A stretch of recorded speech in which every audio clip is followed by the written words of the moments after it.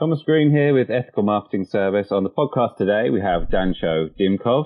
Dancho, welcome. Hello. Hi, Thomas. Thank you very much for inviting me on the show. You are very welcome.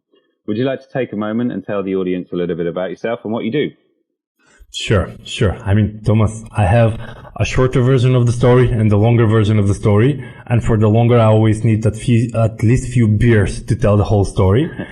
But in short, I'm an owner of a business consulting company, which is focused on helping companies grow. And since last year, we actually specialized into outreach, into prospecting and lead generation with primary focus on B2B world and high ticket service providers. The thing is that BizB is established 5 years already. Ooh, time flies. And over the last 5 years, as we learn, as we upgrade, we saw that the most value that we can provide is really helping high ticket service providers and reaching out to cold prospects, start building that relationship. Ethical relationship is the keyword here, and start building the relationship authority toward bringing people on meetings and hopefully bringing more clients to our clients. Okay, thanks for that introduction. The topic of discussion, as we previously discussed, is LinkedIn Sales Navigator. So, my favorite topic. Well, I'm glad it's your favorite topic because I don't have a great deal of knowledge or stuff to say about it. So for people that don't know, what is LinkedIn Sales Navigator? Sure. Well, Thomas, to take a step back, I just wanted to give you an idea why LinkedIn you really need it. Is that since we are working mostly into the B2B world, and I'm sure that you as a marketing agency are also targeting other companies, B2B, there are so many ways on how you can reach out to prospects. And you have ads, you have content, you have social media, you have cold calling and email. But when it comes to social media, I've realized that LinkedIn is one of the best social media for businesses. I mean, you cannot really go to what's the newest one, TikTok, and start chatting about your business opportunities. I mean, the demographics there that people are going are more teenager, probably it's TikTok, or, in my time, we had Facebook and then Twitter came in and some of them moved to Twitter. Then Instagram came up, so the younger population moved to Instagram. And now with the TikTok, and there will be so many social media. But when it comes to business network, I truly believe that LinkedIn is the best network out there for businesses. And for me, because we did a lot of lead generation and database building for a lot of our clients, it was a really hard process. I mean, you find a database and then you build with emails, with contact information and everything. And then in 6 months or 12 months, you need to update the database because people change job, people get fired, people get promoted. So it's a constant effort on updating your database. On the other hand, you have LinkedIn, where as people change their job, they're so happy they go on LinkedIn and update it on their own. So you somehow end up with a database that is self-updated. People are happy to tell you that they've changed their job or position or moved to a different company.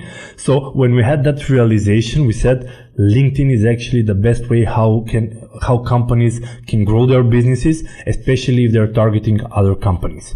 Now, when it comes to the Sales Navigator, it is a premium feature functionality on LinkedIn, which gives you all the advanced filters that you need. Because, you are into ads. I'm sure when you do Facebook targeting, you say, well, I'm interested in males 25 to 40 with these characteristics, with these demographics, with this interest.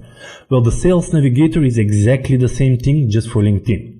So what you can filter out, you can filter geographically. You can say, I'm interested in people from the UK. So it's going to show you exactly how many people are in the UK. Then you're saying, well, UK is a big geography. So I'm interested into the automotive industry. So people that are in UK but are working in the automotive industry.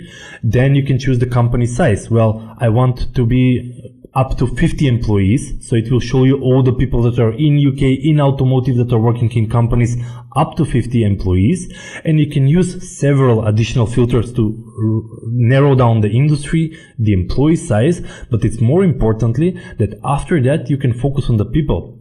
you can say, well, you know what? I'm actually after the CEOs of these companies, or I'm more like a marketing person. I want to approach the chief marketing officer, chief marketing executive, or a head of marketing or director of marketing. So you can put those specific positions, and LinkedIn will be like, in our database, we have 6,000 people that are chief marketing executives from UK in the automotive industry within up to 50 employees.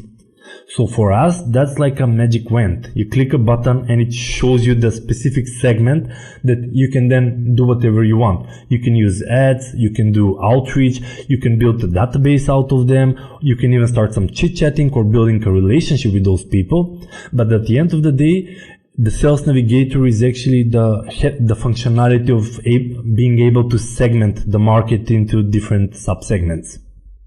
So how does it differ from the ad platform? From what? The LinkedIn ads.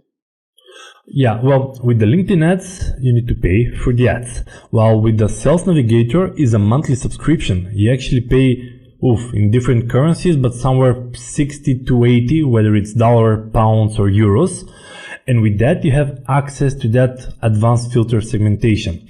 Then if you want to do ads, you go into that direction. If you want to do outreach, you can start sending invitations to those people. Or there are some tools, automation tools, that you can just scrape the list and then find their emails and then do a proper either email or cold calling or different approaches.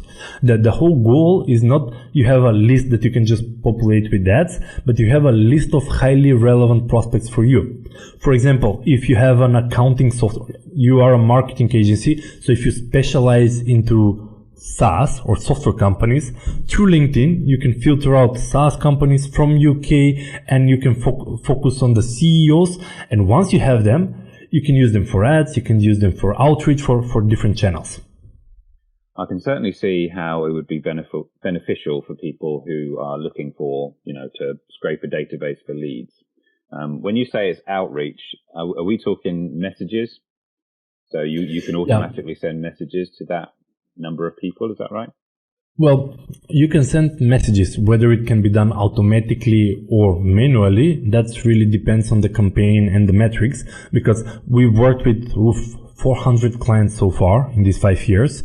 And in some case, you apply all the filters and there are like 100 people in total. That is their target.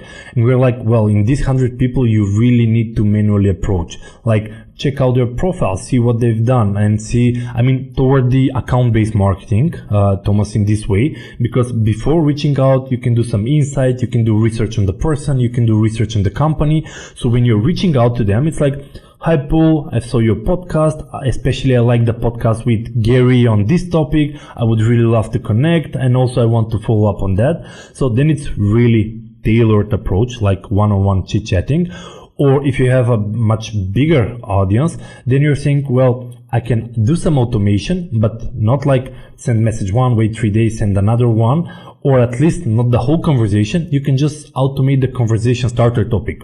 Like, you can send an invitation, they accept you, you can follow up with some question or some general information, and once they respond, you still need to move again to manual conversation, because I still don't believe that much in automation. Automation, I truly believe, as a set of automated steps.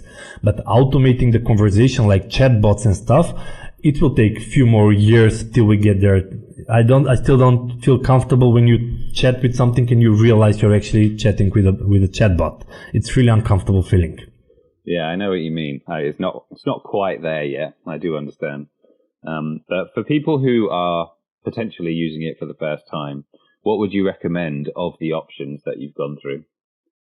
Well, actually, if you go to our website on BizB Solution, under resources, we have video interviews where every 2 weeks we are doing a video recording of a software automation tool for prospecting, whether it's for LinkedIn, whether it's for email, and I think we have at least 10 so far.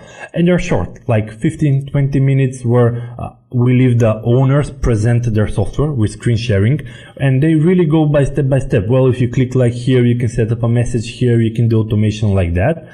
But for first time users, I really recommend to trade first manually. because you cannot automate the process that you haven't done manually and start considering directly automation. We have here an interesting term called digital prospecting fever, and we coined that term because people in physical life behave on a certain way, but when then it comes online, they behave completely different. To give you an example, I mean, before Corona, we were all going on B2B events and exhibitions and fairs. And when you go to a B2B conference or fair, you can meet 5 to 10 people. You can establish some meaningful conversation with them. If there is a good match, you can exchange some business cards and then follow up either on email or a call if there is an opportunity. Well, people don't do that online. Online, they even write the message, I'm writing to 5 million people. And then you blast to a huge amount of people. And then you're wondering why nobody is responding. And that's actually, you're caught by the fever. Well, online I can actually do so much more.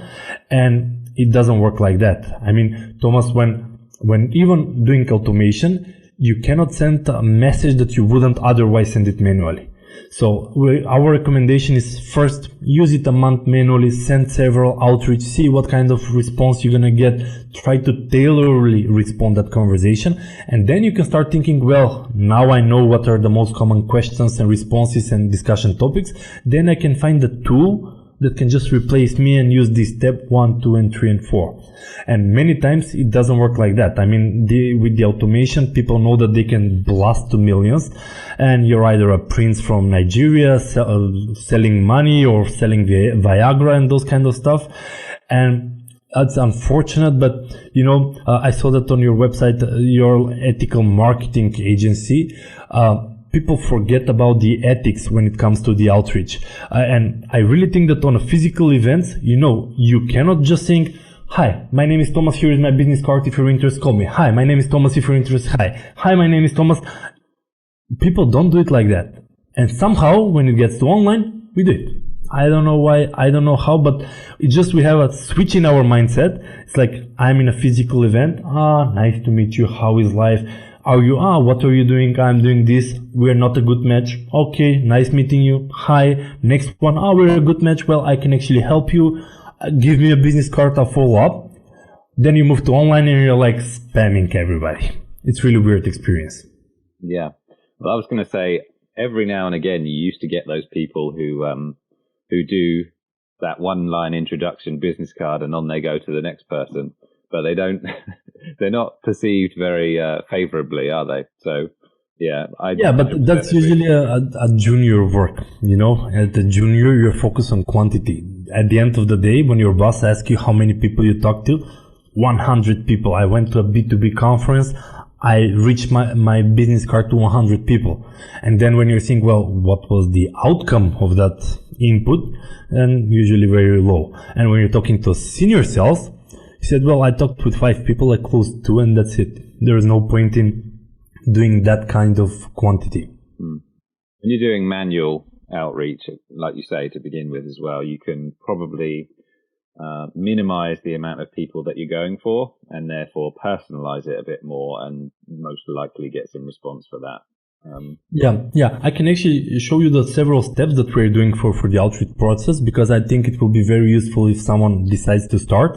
I mean, a side disclaimer, on our website, we have absolutely everything for free.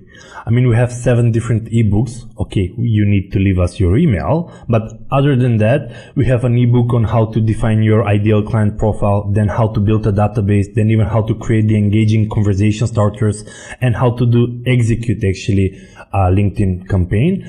And we even had an ebook that once people start responding, how to nurture them into a meeting. Not sending an invitation, someone accepts you. Hi, my name is Dancho, I sell this. If you're interested, here 75 attachment and 3 PowerPoint presentation. And it doesn't work like that, honestly. And I was just saying that we have that resources, everything available on our website. We give it for free. And usually when we work with companies, in our case, they are usually B2B service providers. First, we take the LinkedIn profile. Because I know that people are saying, your LinkedIn profile should be like a CV. And that is true if you're looking for a job. But if you're a business owner and if you're really thinking about growing your business, you're not selling yourself, you're actually selling your company. So your profile should be actually how you can help your ideal clients. How can you help automotive industry, or how you help business companies, or B2C, or consumer products. So actually your LinkedIn profile should actually reflect how you actually help the companies you serve. And we do that, so we make it as a funnel to be really attractive, to add some personal note, not to be, hi, my name is Dancho, I have an executive MBA, I have a master degree, I have 20 years of experience in that. But it's really like a story. It's like, I'm Dancho, I had an agency, I had a lot of problems with my agency, and I figured one thing, how to use the outreach to actually get clients. And now my goal is to actually help a lot of other agencies in order they could do the same and get more clients. So when you put that as a story, it's really on a different level. And we've tested it a lot, Thomas, and it really affects the acceptance rate, engagement rate, and people start connecting with you because, you know, now 21st century, you have so many invitations and people guard is like this. It's like, who is this guy? Why is he inviting me? And we have an internal joke here, like someone invites us, we self-accept, and we're just seeing how much time it will pass till they start pitching. Whether it's like accept immediate follow-up, well, I sell this, or I do website, or I do SEO or stuff, or they will genuinely engage into a conversation, which is what we preach. Engage into a conversation, qualify, see if there is a need, and only if there is a need, you can invite them on a call where you can discuss more, or if you see that they're not ready, you keep them in your network. And then maybe they're not ready now, but maybe after a few months, they'll be ready. And if you have them in your network, they can see your posts, social content, and what you share. So the first step is really boosting your profile to really reflect to your ideal client profile. The second step is usually using the LinkedIn Sales Navigator filters to laser focus on who is your ideal target. Whether it's like just 500 people, whether it's 100 people, or whether it's 5,000 people, the whole goal is that to know who you're talking to. Because when you're doing automation, you don't want to be, hi, my name is Dancho, we do lead generation as general, or we actually help management consultant team bring more strategy calls, which is far more specific. And then you can use LinkedIn to focus on management consultants, owners of management consulting companies. So the whole aspect of the campaign will be more tailored to that group. Then we have a copywriter that it doesn't write message one and then move them to a meeting and to a third, but we do sequencing of messages, but the focus is not to drive them to the funnel, but as a funnel is like this, our focus is not to drive them down, but actually try 3 to different conversation starters just to get them engaged. That's the whole goal of the automation, just to get them engaged, because once they start responding, we're moving on one-to-one communication where we can move them down and qualify if they're a good fit.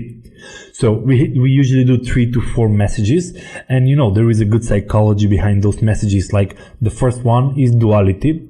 So when we are creating the messages, we're trying to put some duality in the messages. It's like, as a management consultant, I'm talking about because that was our last campaign. As a management consultant, on the one hand, it's really up to management consultant to actually help companies to survive during this crisis. But on the other hand, now companies have really tightened budget, which really applies also for marketing agency. On the one hand, now marketing agencies should support companies in order to get more clients and survive with the crisis. But on the other hand, companies really have tough budgets. And you see, I'm putting a duality, and people are really engaged in this kind of conversation. I mean, Thomas, when you're asked to, what do you think between A and B, people really want to respond. And that's really a good strategy. And then the second conversation starter is usually empathy, where we are saying, you know what, I know it's hard. And as a marketing agency, now during crisis, it's really now a crisis everywhere. It is a good starting of a conversation. Is like when companies hit a crisis, what they cut first? The marketing budget. It's a really bad mistake, but it's reality. It's like when people need to cut, they start from the marketing. And it's really hard in this to compete against on an international level. So we try to be more empathic with the client. And if they want duality, imagine how much people want to complain. It's like, you're right, it's really hard, or actually it's not hard for me, I really blossomed during this corona crisis. And that's all we need to start responses, because from there we move to manual conversation and we're saying, you're right, if you're doing really good, just tell me how are you currently getting your leads, because it means that you're quite good at that. Or if you're not, well, have you considered LinkedIn as leads? And you see, I'm actually qualifying them if they're good leads for us, or if they say, you know what, we have a team of lead generation for LinkedIn in-house, or we're actually working with an agency for 3 months, and then we think, well, there's no point in pitching. Yeah, we can ask, are you happy with the current supplier? But you cannot really push them, well, just come on a call. There's no point. And the whole goal with that conversation and relationship building is to connect with people. And I think that's the ethical part here, where we're not trying to blast to 1 million people and then with a hope of 0.0001 success, you get few interested people, but it's actually to start building relationship. So if they know you as the go-to guy for marketing services, or for LinkedIn in this case, even if they don't need now, after 6 months, they're going to be like, I know a guy on LinkedIn that is really good at LinkedIn. Let me connect with him. And that's really the relationship building. And Thomas, I also didn't mention that when people connect with you on LinkedIn, you have them in your network.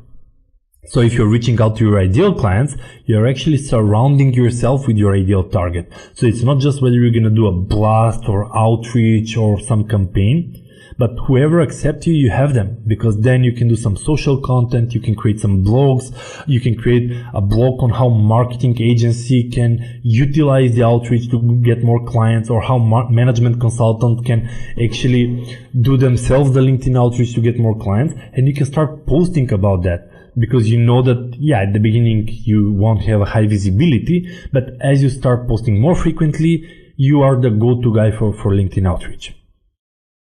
Great information. Thank you for all of that.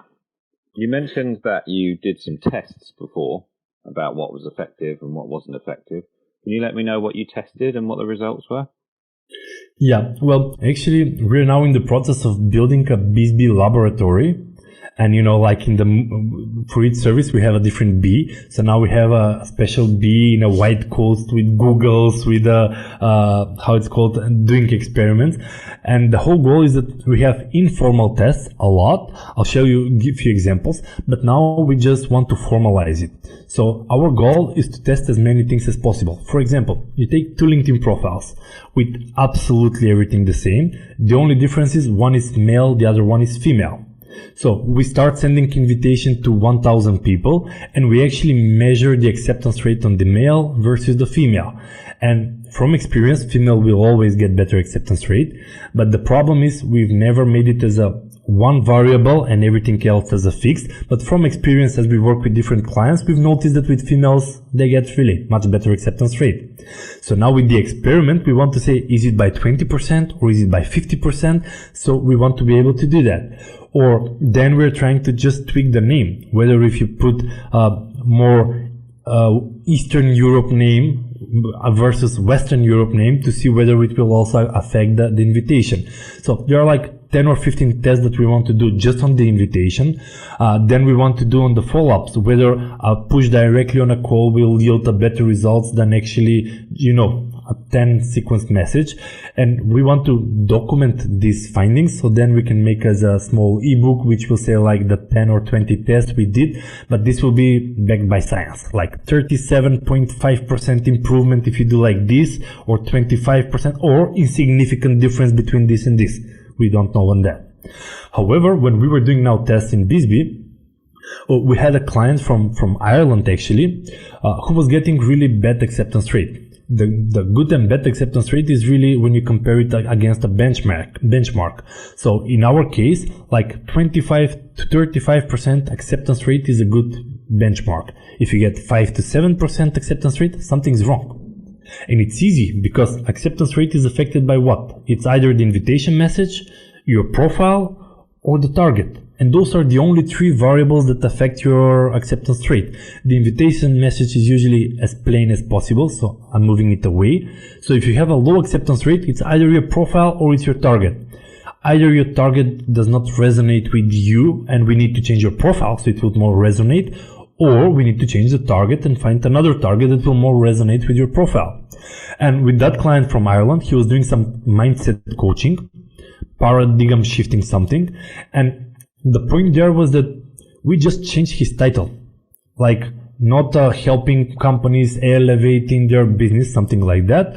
We just made it like a CEO of Paradigm Coaching, or I'm not sure what was the exact name of the company. And you know what? From 3, 5, 7, immediately 25-30% acceptance rate. And it was like a small tweak into the profile. Nothing else, same target, same people. We just made one tweak and it significantly improved. And we also had many times like, yeah, people are accepting us, 50% acceptance rate, we're perfect. But how many of people are engaging? And usually, again, we are looking between 30-40% engagement rate. If it's below that, like 10-15%, we're saying, well, they've accepted you, which means the profile is good, it's a good match. But then the conversation starters are bad because they are not resonating. When you're setting up the duality, they don't feel it. Maybe we need to tweak the messages. Or when you're doing empathy, you're not hitting that nerve like, exactly, I feel you, I want to respond to you, but it's more like, why he's writing these weird messages? That's not my job, or that's not really touching me. So that means that we either need to tweak the profile to the target audience, or we need to tweak the message sequence. But that's why we are doing the agile way, Thomas, where we measure everything. And during that measure, we do a lot of A/B testing, which really is different for every client. I found it surprisingly, we had a client targeting Singapore and Hong Kong, which gives one message structure a perfect result. The same messages in US did not give the same results. So same profile, same service, same target audience, completely different results. And then we've realized that there are some variables that we cannot control. I mean, we had clients that are celebrities, and with them it's very easy. I mean, when they send the invitation, everybody accepts them. We got to 80% acceptance rate. And they're like, yeah, I'm so happy you invited me. I would love to get on a call.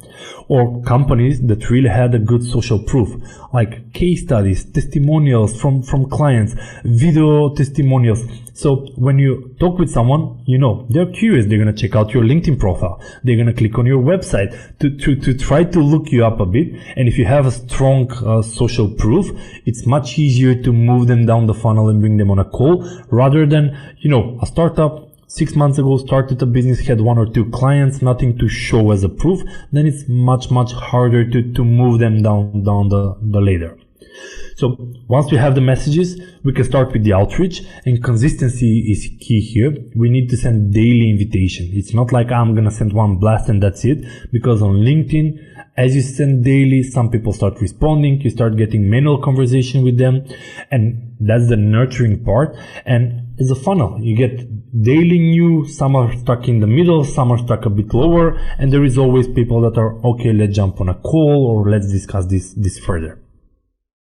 So in short, that's the cycle that we're doing, and we measure absolutely everything because for each client it's different. We've realized that it takes the first few months is closely monitoring the campaign, measuring the acceptance rate, the engagement rate, the meeting rate, just to make sure that it doesn't work, change different target, it doesn't work, trade different messages. And honestly, I was thinking that, yeah, if you find the right messages with the right target, it will work forever. We've realized that the same thing on a different client, it gives different results. It's great information. I love that sort of large scale testing. I find that really interesting. Well, we even had few clients, you know, we didn't do the outreach for lead generation, but for product validation, product market fit. They were like, you know what, we have a software, we are not sure whether this is our target or that, and we need to go in front of investors. And we are like, well, we can actually test that for you. We can actually send to 2,000 invitations to that target, to that target, to that target. Once they respond, we're going to nurture them and bring them on a meeting. And then just based on the metrics I've just told you, you can see which target audience best resonates with you. And then you can do it a worldwide scale, or you can do international. But as a pilot project, you can do the outreach because you're getting feedback from the consumers, from the companies, because I'm not interested, I don't like it, it's too expensive, it's not for me, I'm not the right person to talk about this service, you should talk with someone else. This is the feedback that is of absolute importance to clients when they are launching a new service or new product. Because we even had an artificial intelligence software from the US. It was about the in the medical back pain AI, that you're just submitting the MRI, and based on thousands, it will suggest you whether you need a surgery or you can do other treatments without going to the surgery. And there was no product actually, it was just an idea. There wasn't even an MVP yet, but the client said, you know what, I want to talk with back pain surgeries and even get them on a call with me to understand better their needs. And we actually do that from around the world. We reach out to a lot of back surgery. I don't know how's the right pronunciation there, but we reach out to them. Some of them were interested, talk to the client. So then when the client got to an MVP, minimum valuable solution, he could reach back to them and like, well, I already have a prototype now. Would you like to see it? And it was based on your feedback that I got during the prospecting process.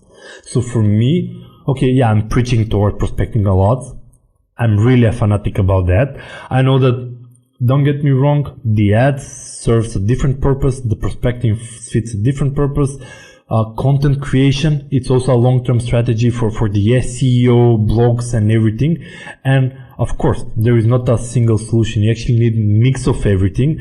But honestly, when we're working for us, BizB, we went to the content way, and we know it's gonna take a month. You cannot just write a blog and expect some feedback in 2 days, 50 clients reaching out just because you wrote a blog. It takes time. However, with the prospecting, it's like once you have the messages and the target, you start conversating. And we have cases in the first month, he gets 15 meetings, he closed 5 clients within the first month. And that is like, okay, extraordinary example. We have examples where 0 meetings in the first month, don't get me wrong, but at the end of the day, you start getting feedback and the agile way, adjusting the campaign and see what works, and that gives some insightful feedback to our clients as well. Thanks for all of that. Love it. Other than the immediate pitch where you connect with someone and you try and sell to them straight away, what are some of the main mistakes that people make? There are so many mistakes. I mean, when we are receiving the campaigns, because they target us as well, just by the way of how they're structuring the message sequence, you can realize whether it's junior, whether it's senior, whether they've just started with the outreach, because it's like evolution curve. You start like, wow, I can send to 1 million people message. Why would I bother with customization? I'll just dump one basic message to everybody. And then as you grow, you realize, well, you know what if I actually break it into categories, and then I could have more tailored messages and improve the conversation. And then you're saying, well, that category can be 50 different subsegments, and then create different variations of the messages. And that's how the more personalized you get, the better it is.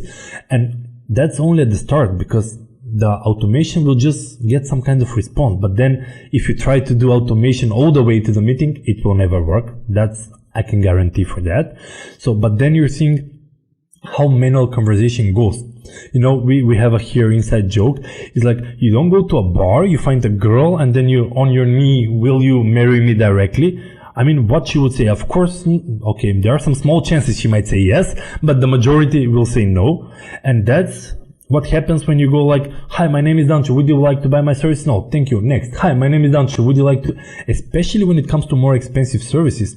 High ticket service providers like 5K, 10K, 50K, 500,000K. You don't just put a Facebook ad in this case with a flashy LED, 50,000 euro service, click now, and the client, okay, click, swipe their credit card.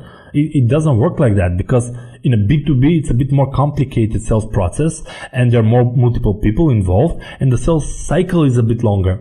So the joke with the marriaging on the first meeting, it does require get to them, start some chit-chatting about, I don't know, the weather or about sports. Okay, sports is a bad topic talking with girls, but the whole point is you start with some general conversation. Even if you see that there is the chemistry, you go on a more deeper conversation, then you have another date and many more dates, and then you get to actually popping up the question.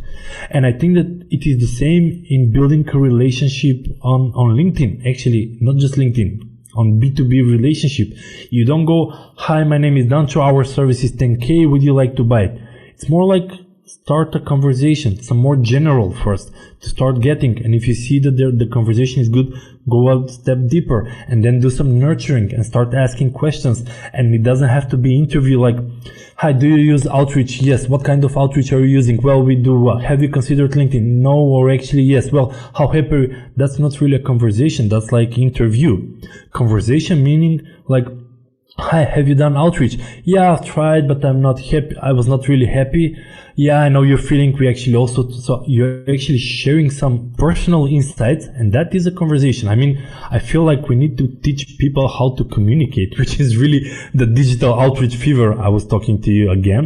I mean, when you're in a bar, yeah, there are the type of people that they don't care what you have to say and they're just blah, blah, blah, talking nonstop. But the meaningful conversation is you ask a question, they respond, you reflect something from you, and then you ask another question, and they ask a question about you, and that is actually a conversation. And I don't know why that cannot be moved on LinkedIn. It can. We've done it. It works like magic, and it's so refreshing because people are like from the beginning, what do you want? Why do you ask me? And then when you get to a relationship, yeah, if there is no opportunity, that's it. You no pitching, nothing. If you see that there is an opportunity, you still no pitching, you're just inviting them on a call, because on the meeting you can better diagnose exactly what's their problem and whether you can really help or not. So at the end of the day, you're not really selling.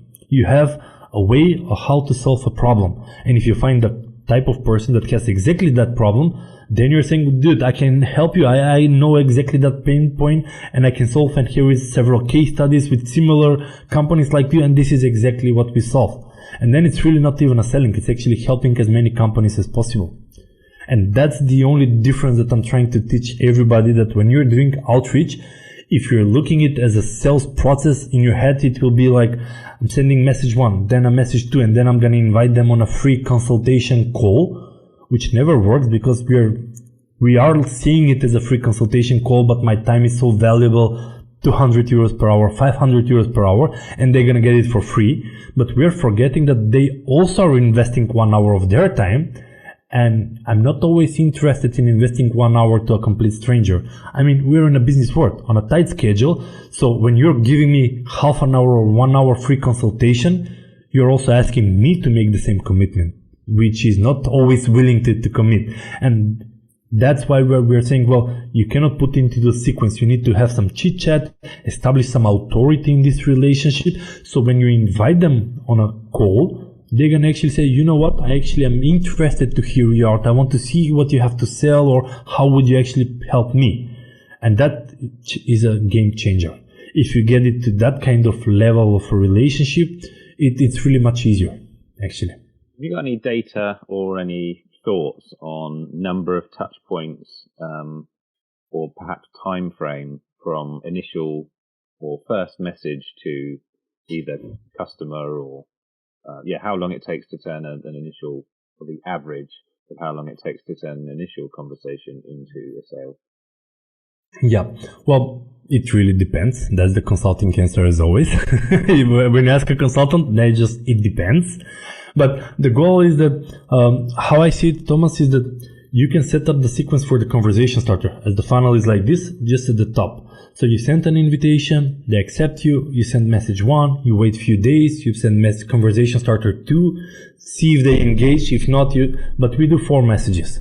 And we do that because the first one is actually the duality, the second one is the empathy, the third one is that if they did not engage to the first 2 is a credibility, show them a bit about you and what you've achieved. And then the fourth one is usually as a farewell, as a free value, like maybe you're busy now since you didn't respond to my 3 previous, here is a free ebook or free something that you can just taste it, because as you're tasting it, I'm building my authority actually. But once they actually responded, there is no time frame, because when they responded, we're in the funnel and then we chit chat. Now, if you send 1,000 invitation, then you have 50% acceptance rate. You have 500 people that are in your sequence, right? A small percentage of them will say, you know what, you're exactly what I needed. Let's jump on a call. And that's like a sales cycle of a few days. Because you send them an invitation, they accept you, you send the first conversation starter, they respond, and they were actually considering that they need an agency for that. And you're like, well, perfect, let's jump on a call. And that's it. It's like few days sales cycle. On the other hand, I'm talking extremes now. The other extreme is that you reach out to someone, they're like, don't bother me, I'm not interested, I really don't want to do that. And you're like, fair enough, I'll stop the sequence, I'll stop bothering you. But all in between, we'll actually engage into conversation. With some, it will be within few days or weeks. We have prospects that we're not actively nurturing them for 6 months, but you exchange some messages while it's hot, and then they cooled out a bit, but after a month you have a new blog, then you're writing them, you know what, we actually created a blog specifically for you as a target audience. And then after 3 months they saw some post on LinkedIn, and they're like, you know what, I actually saw your post, shall we have the call now? So there is no average, but it isn't a compound effect, because if you continue daily, 1 month, second month, you will have some delayed effects from the first month and also from the second. On the third month, you have some meetings started from the first month and from the second and from the third. So as you go further in the campaign, it will be more and more. It will be a compounding effect. Okay, interesting. So what are your goals for Bisbee? Oh, ambitious to the 100%. Well, actually, we have a book coming up. I have to mention that. We've signed a publishing contract with a UK publishing house, and we go over the entire LinkedIn and email prospecting process. How we do it with Bisbee, really step by step, from the strategic part, from like how to structure it and how to set it up, to actually practical step by step how to do it. It is expected to be out in August, so my focus will be really pushing the book out to as many people as possible, because I truly believe that spam is here and it will be for a long time, but then Google will tweak their algorithm and kick out all the spammers. Then LinkedIn will tweak their algorithm, they'll also kick out all the spammers. And at the end of the day, it will be really left to relationship building. And we're not inventing the hot water. I mean, Thomas, the corporation have BDRs and SDRs in their company, like 30 to 50 people that are reaching out to cold prospects and building relationship. And once they have it as a qualified lead, they're moving it to the senior salespeople. So as an activity, it cannot cease to exist. It just needs to be more quality over quantity. And our second goal was actually to build an online academy, which will be, during the process of writing the book, we've created quite a lot of frameworks on how to create the messages, as I told you, like duality, empathy, and what works and what doesn't. And our goal is now to transfer that knowledge through a book, and also actually create a 8-week academy where SDRs, or people that want to get higher in the corporate ladder, or business owners, particularly service providers like consultants, marketing agencies, software companies, whether it's a software as a service or software development, could actually come on the academy and actually try to better understand who is their ideal client and how to reach out to them.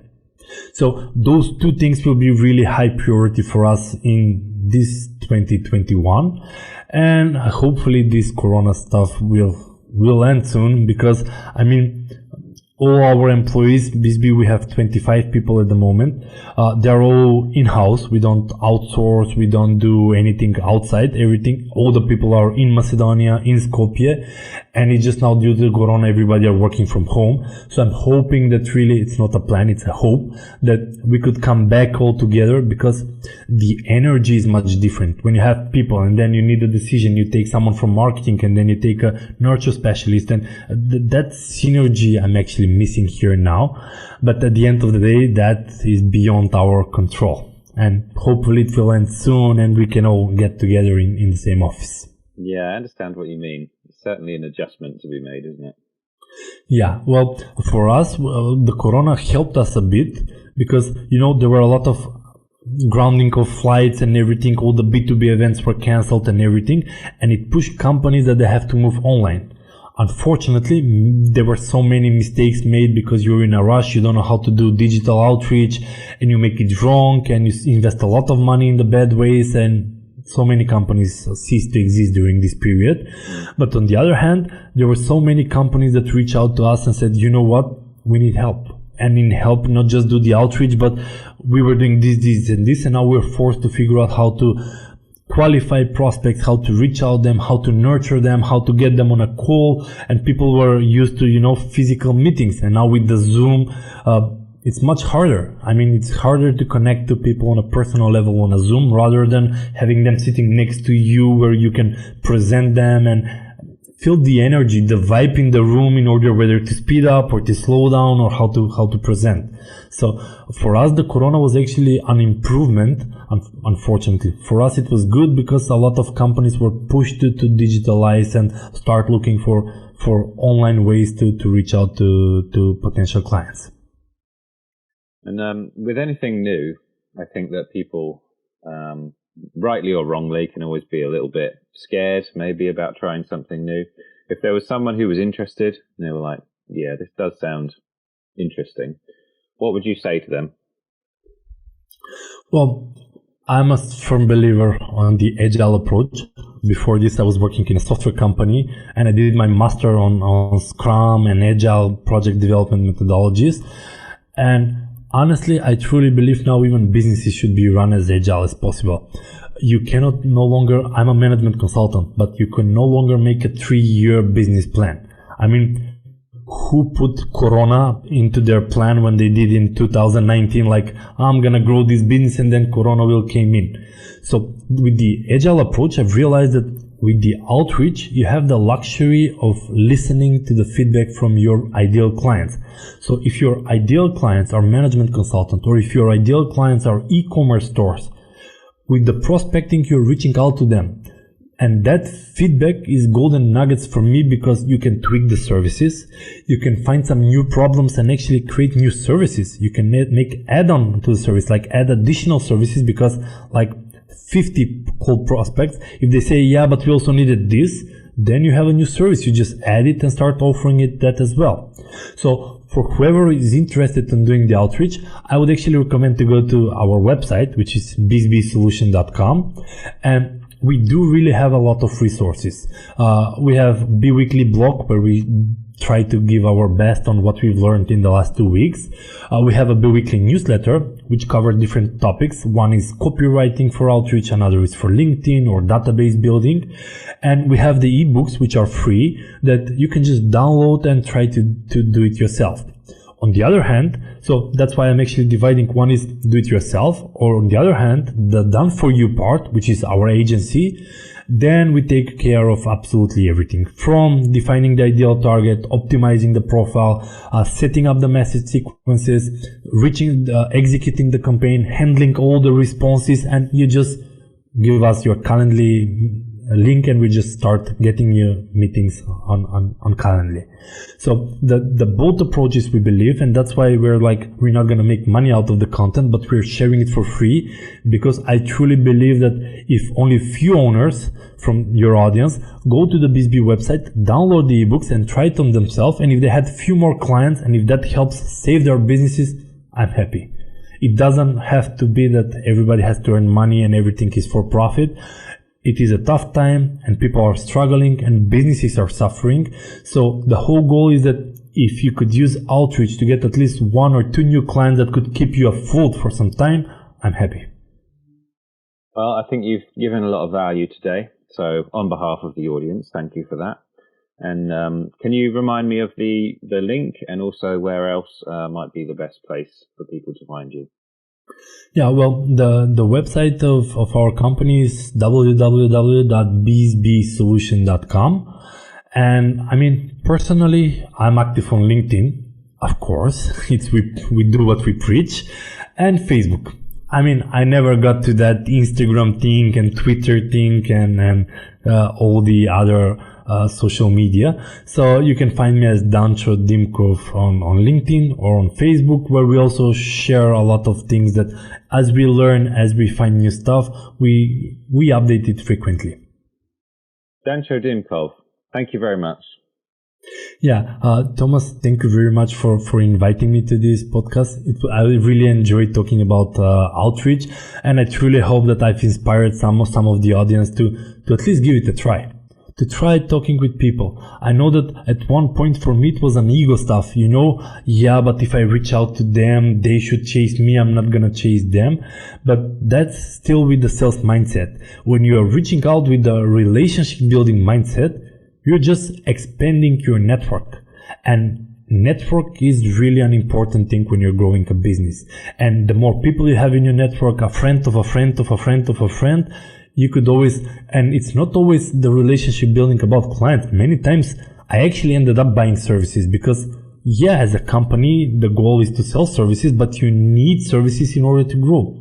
So many times as we sell to a client and we're listening about the services like, wait a minute, I actually need this.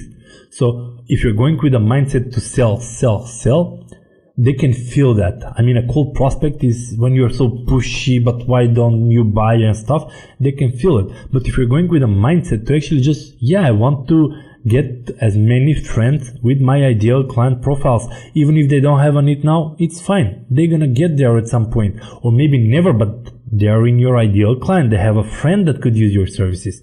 So from my angle is that I truly hope that some of the audience will actually try with the outreach, start building the relationship, and hopefully they'll manage to get some clients out of it at the end of the day. Well, I think you've given enough information for people to get started at least. So, thank you very much.